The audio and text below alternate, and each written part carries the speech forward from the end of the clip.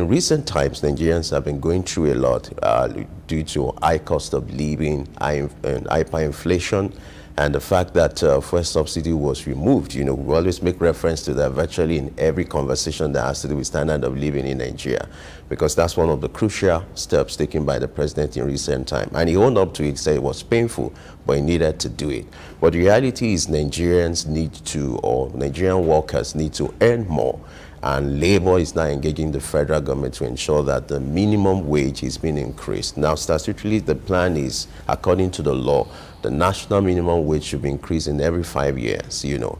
But what we have, you know, it's about 30,000 naira. So hopefully in April, you know, we are hoping that there will be a new form of conversation and the federal government and labor will be able to agree as regards the minimum wage.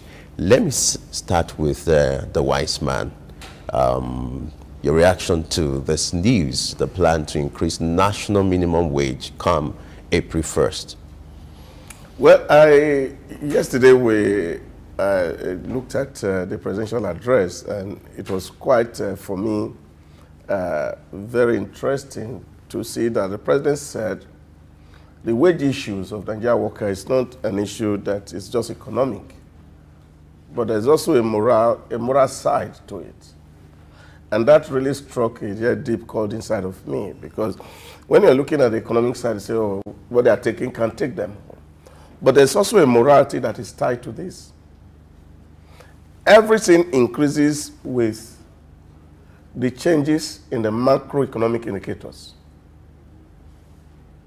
If price of petrol go up, price of transport fare goes up, price of foodstuff goes up, everything goes up. If rate increases, every other thing increases. The only thing that is static is labor. And I've been advocating and be pressing this, that Nigerian workers' wage should actually be tied to the price index. We don't need a law that says you have to increase minimum wage every 4 years. Now, if you were to calculate 4 years ago, the inflation rate and what the inflation rate is today, you see the gap of over 10% increase. Now, so what happened? As if inflation goes up, the wage becomes useless. So the better thing to do is to put it on the law, on the Constitution of Nigeria, that the Nigerian minimum wage should increase with the price index. So if prices are going up, the wage goes up. If prices come down, the wage comes down. So everybody is on the same page. So we don't need to have to wait for a special occasion to announce a wage increment. Because even that in itself is also a problem for the macroeconomic indicators. Because we have already, everybody is focusing on the 1st of April for price change. And so the things that you are trying to achieve, you will have undone them even before implementation. So because the market woman is thinking, oh, government is increasing the salary of people, and they don't even know that not everybody works for government, as it were. So it rubs off on a whole lot of issues. So I don't think it's something that we need to be made a front burner. So since the president understood this, that this is a moral challenge, and what morality means is that there are things that are right and things that are wrong. So if wages are not climbing up as the prices are moving up, then there's something that is fundamentally wrong about that. So for me, I feel that wages should be tied to price index. So as price changes, then of course the wages of those who work also change. I do hope it can be like the private sector, where when wages are increased, nobody gets to know apart from the beneficiaries. But because it's government, it's not possible to have that happen, because as part of assuring labor or assuring workers, the president had to say that wage will be increased. But I think it should employ, or the government should employ, a strategy that it just happens in the service, so the workers know the wages have been increased. A kind of communication goes to the ministry or goes from one parastatal to the other. They know when their wage will be increased. It doesn't have to come to the news, because there's already anticipation ahead of April 1st. And like it also has said, prices are going to go up at that point in time. So it's like the benefits would just be watered down. When you get to the markets, the prices have increased. So it takes you back to where you were coming from. So government should employ a kind of strategy where it's just like when promotion is done. There is no announcement that, oh, there's going to be promotion. They just know, the workers just know that they are promoted. They get their letters. They know. So the same thing should happen with wage increase, because this kind of early announcement, it waters down the game. The market is prepared. Those who render services are prepared to take their share of the increase. At the end of the day, the workers come back to the level that they were in. It's more money, but they're also spending more money at the end of the day. Well, why the issue of minimum wage will always grab news headlines is because of the controversy that traces, the argument between Labour and the federal government. Labour will put a figure on the table, and the federal government, over time, you discover that there's always this disagreement. At a point, Labour was proposing 50,000 naira as minimum wage or over that. But, in recent times, what the federal government could afford, could do, was as low as 30,000 minimum wage. The issue is, even with the 30,000 minimum wage, how many state governments are paying? Some governments, some people are still owing. They're struggling to pay. Initially it was 18,000 naira. Now it's 30,000 naira. So they are still struggling. Now the implication is long overdue. Like what doctor said, if you look at the value of 30,000 naira, given the present exchange rate and then inflation rate, you discover that 30,000 naira, if we take it to the market or to, the value has depreciated. And so it's long expected. But my concern is, once the announcement is made, typical of what happened in this climb, the market will, so April 1st will now target increase, to ensure that, yes, let me get my own share of the money. So you now discover once the increase is done, you are also paying high prices, for goods and commodities, and then it justifies the essence of the increase. But by and large, I think what government should do is also to strike a balance in relation to the economic reality, which is the fact that they need to increase it. And let's hope, like a friend said, it won't be another April Fool. The reason why Labour has often had that long drag and make it public is because it takes government that kind of push to actually increase rates. But if you employ a different strategy, Labour on its own will adapt to it. Yeah, so it doesn't have to be one that everybody's beating the drums and there's a lot of attention around it. I think for me, really, Labour too is not even objective in terms of what they earn. I have a lot of problem with the position of Nigerian Labour Congress. You're asking government to pay more money to you. You don't want government to retrench staff. You want government to retain its staff, even those who are productive and not productive. And you are not contributing and growing the economy, as it were. So rather than remain static, where will the money actually come from for the increment? These are all conversations that we will need to put on the table. For me, there are a whole lot of people who are sitting now in the offices at the federal government level, for example, doing nothing. They're not productive. There are work today that technology can handle that will not need human beings to do them.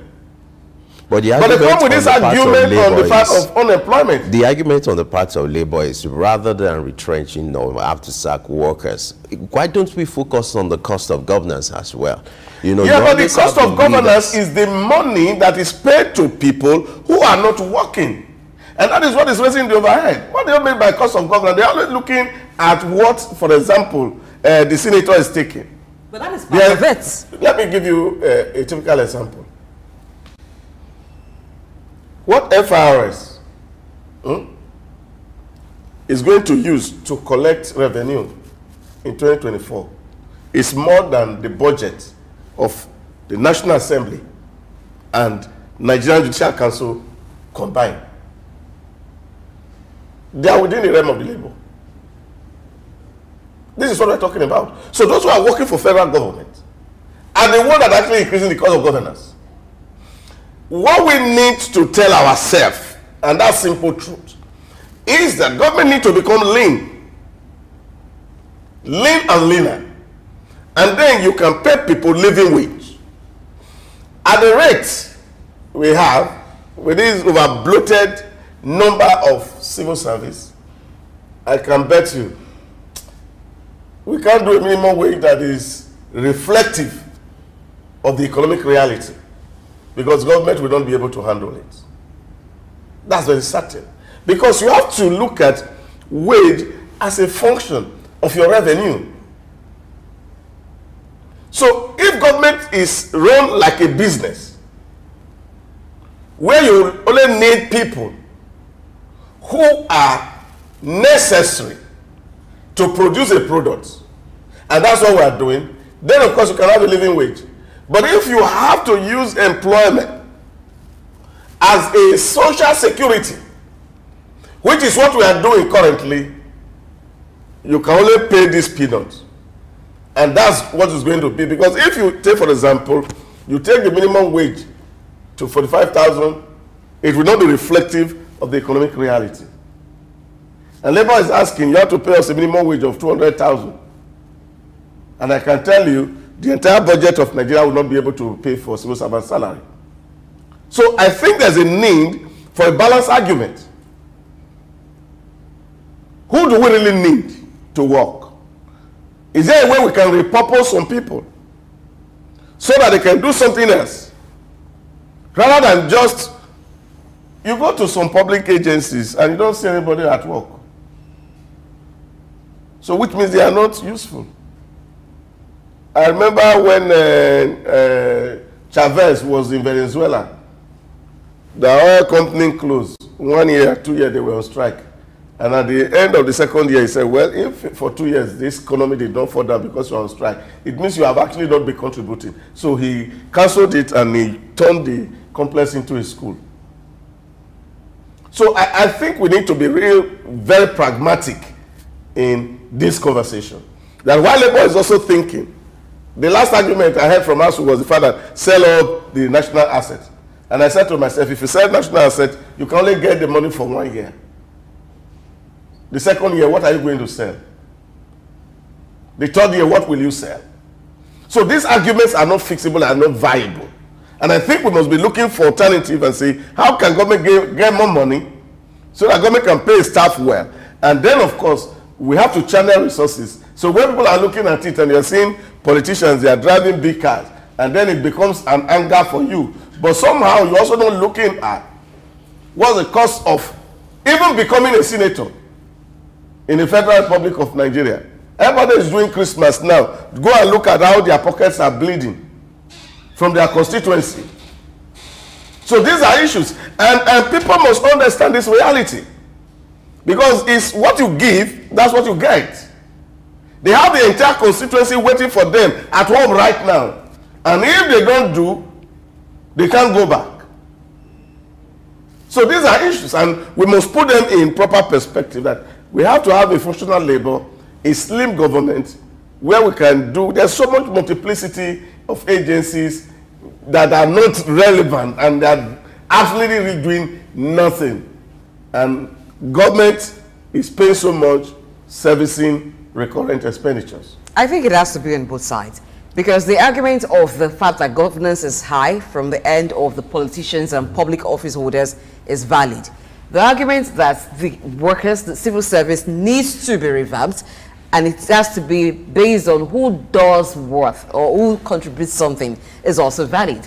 Now, for those who are at their constituency and is bleeding, the civil servants too, when it gets to their own private constituency, is also bleeding, because it is like the African culture. Once you get back to your people at the end of the year or the end of some time, they want to know, what do you have for us? So it's just at different levels. That's an official bleed, by the way. But I think that costs should be cut every way it can be cut. But the minimum wage thing, they should find a way to do it private, so that it doesn't affect those who are not part of the whole thing. Yeah, but there's a lot of politics around it also, because it also shows that you are doing something, you are performing.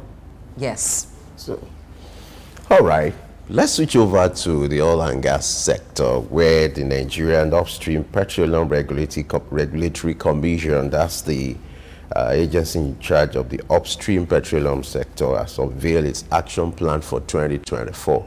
you know, at the beginning of the year, you always have corporate organizations unveiling their plans for 2024, like we talked about. Yes, they goal setting. This is like a corporate goal for, you know, for the year 2024. Part of the goal is to enforce the drill or drop provisions of the Petroleum Industry Act. You know, like we always say, the problem in Nigeria is not just the presence or of these provisions of this law, but it's just the implementation. And so part of the action plans for this commission is to ensure that there's proper compliance with the provisions of the PIA. You know, you're aware that it was signed into law by the previous administration. And so part of its targets to ensure that the regulators or the players in that sector comply to the guidelines, the provisions of this law, so that everything will be held accountable. Also, it's also to optimize federation revenue for every agency or commission. The issue of revenue is very critical because you just have to live by that. You know, we're in a era where revenue is very crucial. So as a commission, apart from doing your statutory responsibility, you're also expected to generate revenue. So this commission has set its goal for 2024 and is looking at you know, ensuring that the players in that sector, you know, the oil and gas sector is very crucial. And to bring efficiency into that sector, that has been the existence of the PIA. Dr. Idahosa, PIA. Well, let's be hopeful that the upstream regulators are going to do their work. Because all these things that we're talking about, the drilling, we don't know what we drill and we don't know what we sell. I think that falls within their doorstep. Now, if they have come out to say that they are going to do better this year, and I think it's important we give them the benefit of the doubt, that the crude will not be bleeding this year through illegal connections, that we will be able, at the end of this year, to say we have metered what is drilled and what is sold. So that, like the learned senior advocate of Nigeria, Falano, has said, all those vessels that are traveling all the way to the West Coast in America to go and offload Nigerian crude that they've been doing for several years, we are able to now see that they are no longer moving crude from Nigeria, that are not coming from the legal supplies. And I think what we just need in Nigeria is that we need people who are to be very responsible. Very responsible. As a father, your job is to take care of your family. And I don't think that's what you should put on the front page of newspaper. That you took care, that now you are ready to take care of your family. When you say that, it means that you have been a failed father, as far as I'm concerned. And I think those who have responsibility to do job, we should see them on the job. Regulators are to sanction people when there are violations. We don't need to come to the pages of newspaper to tell somebody that, oh, now we are ready to work. Just the way that Nigerian people will say you give them an alert that armed robber is robbing somewhere, and when they are coming, they are blowing siren. So that the armed robber can run away before they get there. So this is the kind of thing that we see here. So I feel that people who have responsibility to do job, they should do job and do it very properly. So we don't need to be blowing siren to chase away offenders. We should see people who are, they should engage with stakeholders and tell them, look, beginning from this year, we want to see your meter on the drilling ports. So we will be able to see that the oil wells, they are all metered, and nobody is taking what belongs to all of us for free without paying for it. So this is what, for me, is important. Yeah, let's give them the benefit of the doubt and see that regulation become tighter today, that sanctions are applied when necessary, so that to deter other people from getting involved in illegal activities within the Nigerian state. All right, I think that it's good that they plan to optimize federation revenue and also manage decarbonization and green gas emissions. Now, the issue of gas flaring, I'm hoping that it takes that very seriously this year. We've talked about gas flaring a whole lot for quite some time now, so I hope that real action is taken so that the gas that we're flaring can actually convert into wealth. And then the aspect of focusing on future licensing rounds. You know, there was a time where there were plans to revoke the license of companies who had not utilized the license over some years. So I'm hoping that this time it is very intentional. Now, when licenses are given, it is given to those with the capacity to actually explore. So this is the area that I'm also looking at. So it's not just enough for them to say they plan to do this. Goal setting, like we talked about yesterday, is important. But what is the strategy to achieving those goals? So I hope that there are strategies that are solid to actually actualize these goals. Yeah, but that's the argument has been over years. Share is also drilling crude everywhere. There's no gas flaring in the U.S. So why is there gas flaring? Why is there gas flaring in Nigeria? They're not flaring gas in Saudi. Why is there gas flaring in Nigeria? It's a failure of regulators. Like somebody once said, the problem is always not the problem with darkness. Problem is always the failure of light to shine. And those who have responsibility to do government job, they should do it well. And do it within capacity. And I think this is what it is. It's not just enough to come to the page of the newspaper to say, oh, this is what I want to do, this is what I want to do. Nigerians are tired of promises. People want to just wake up and see something happen. And then we know that somebody is working. You know, my friend used to tell me that, you know, the reason why NEPA switches off light in the middle of the night, at least they tell you that we're at work. All right, talking about, you said NEPA, but they are now PHCN, you know. No, not even PHCN. They have different names. It depends Some of them are disco now. It depends on the disco. Some are control of your area. So that takes us to the next story. There's this report flying around about, you know, hike in electricity tariff, you know.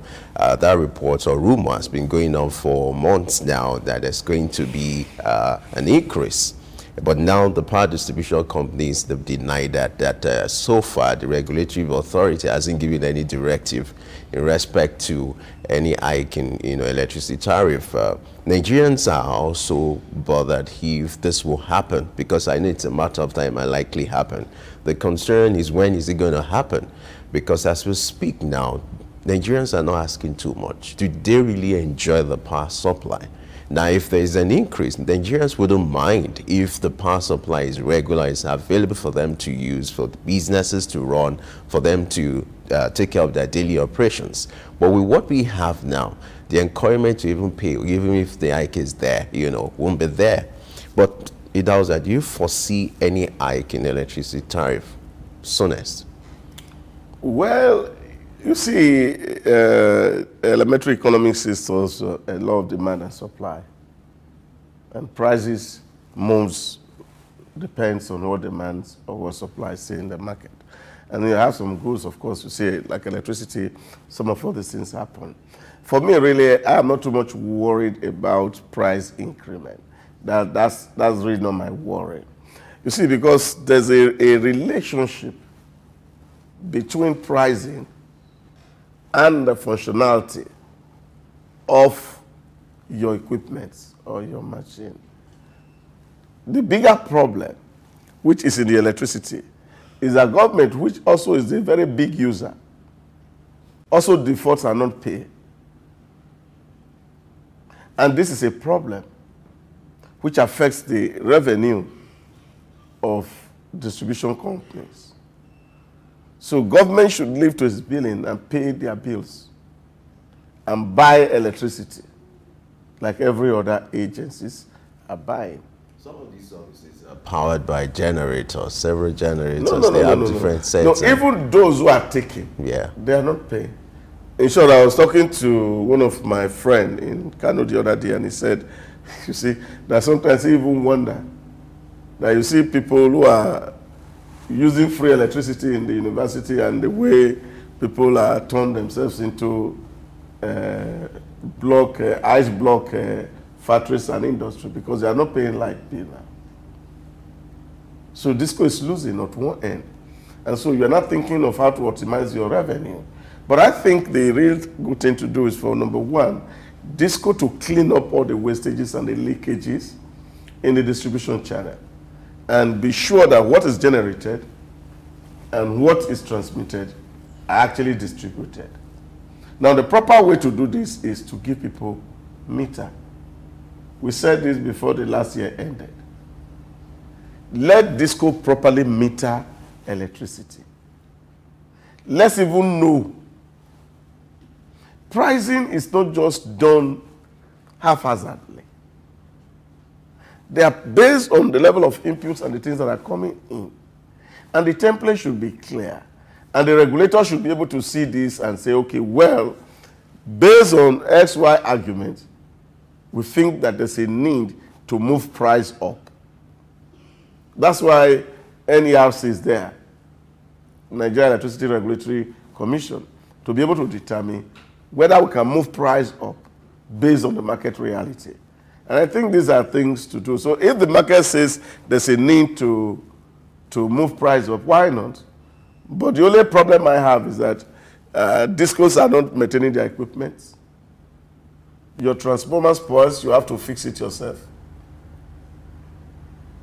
If there's a cable fall, it takes them forever to be able to come and respond. To even fix it, you just have to pay them or tip them before they give you proper attention. So these are issues. It's these are issues. So efficiency in the system is what is important for me at number one. They should aim at efficiency. And then, of course, you can charge premium. You cannot be inefficient and at the same time want to charge premium. That would be unholy.